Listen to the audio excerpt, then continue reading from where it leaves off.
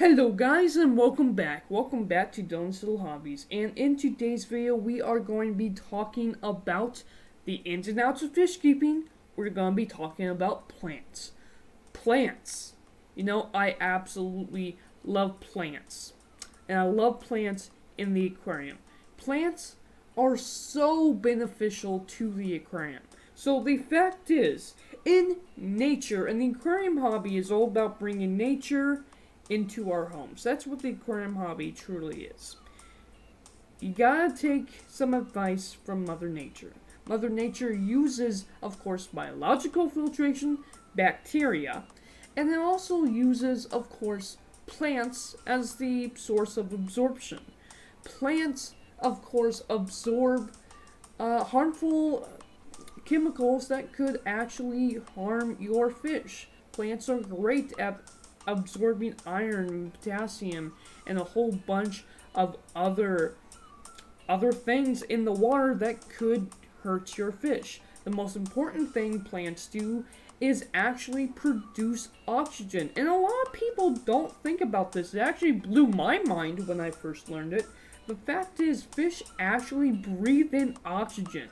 Now, most of the oxygen that they actually get comes from surface tension and the process of gas exchange. But when it comes to water, if there's oxygen in the water, that's what the fish is going to breathe. They also breathe out carbon dioxide, a gas that could kill them. And the fact is, plants are a great source to absorb that carbon dioxide and produce oxygen, healthy oxygen for your fish. So while your fish produces carbon for the plants will produce oxygen for the fish. That's one of the great benefits of plants. Now, I'm not suggesting that plants should be the only type of filtration in your aquarium. No, I'm not suggesting that at all.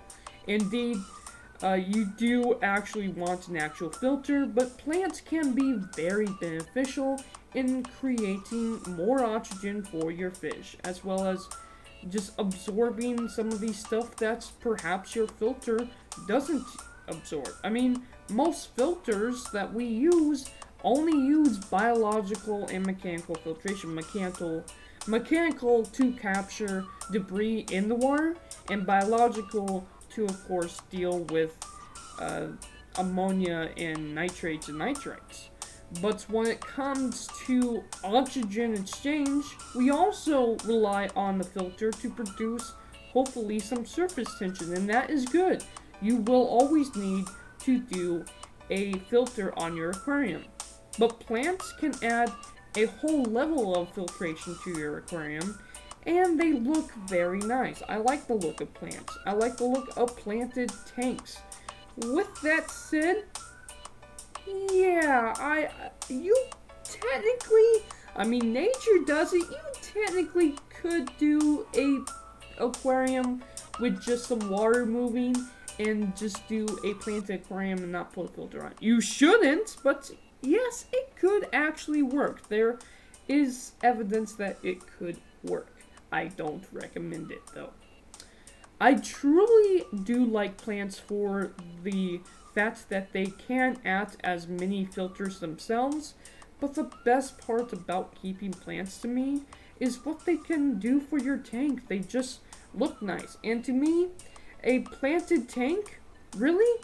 You should not use your plants as the filtration itself. You should use your plants as nothing more but the decorations. The benefits that come from plants surely are going to be there. And surely, if you have a high planted tank, a heavily planted tank, you could probably go on a lower filter. That way there'd be more nutrients in the aquarium for plants. The whole process of aquariums is, of course, and it's really difficult to do, but the whole thing about aquariums is balance, stability, and consistency. So your levels, you gotta keep them consistent. And if you don't keep any of them consistent, of course that's going to create algae. And having plants adds a whole nother complication to that as well. So I can see why people would think the drawbacks are there when it comes to plant tanks. For me, there is no drawback. They're just saying something else to add to the experience of aquarium keeping. With that said, some fish eat plants, as well as some fish tanks they're too big, they destroy plants. If you have one of these type of aquariums, then what I highly suggest you do is you do a refugium. A refugium is great. A refugium is a place to grow plants, and they're more common in the saltwater world using a plant called macroalgae. But the thing is, and yes, I know macroalgae is types of plants, not actually plants, but just for the video's sake. And a refugium can not only be beneficial to a saltwater tank, but it can be beneficial to a freshwater tank as well, because a refugium just is basically a section of your filter that you grow plants in, whether that's moss or nuisance algae. You can actually make an algae scrubber. You can grow algae in your filter. That way you get the benefits of algae without having to see it, because algae is actually a plant substance. It's a plant cell that's in water. It produces oxygen and absorbs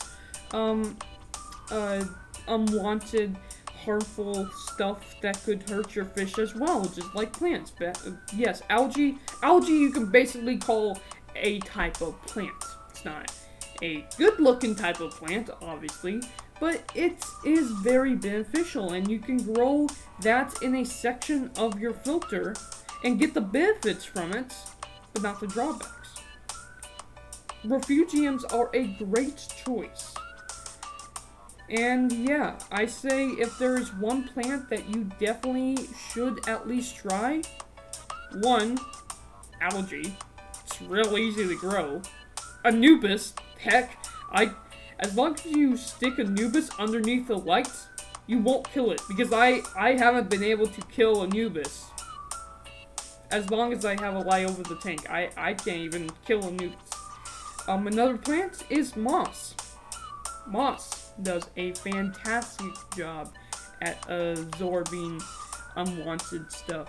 And of course, when it comes to the saltwater world of things, Chaeomorpha is a moss-like macroalgae that does the exact same thing. Again, plants. You guys should definitely try to keep plants in your aquariums. Thank you guys for watching, and I am out. Bye.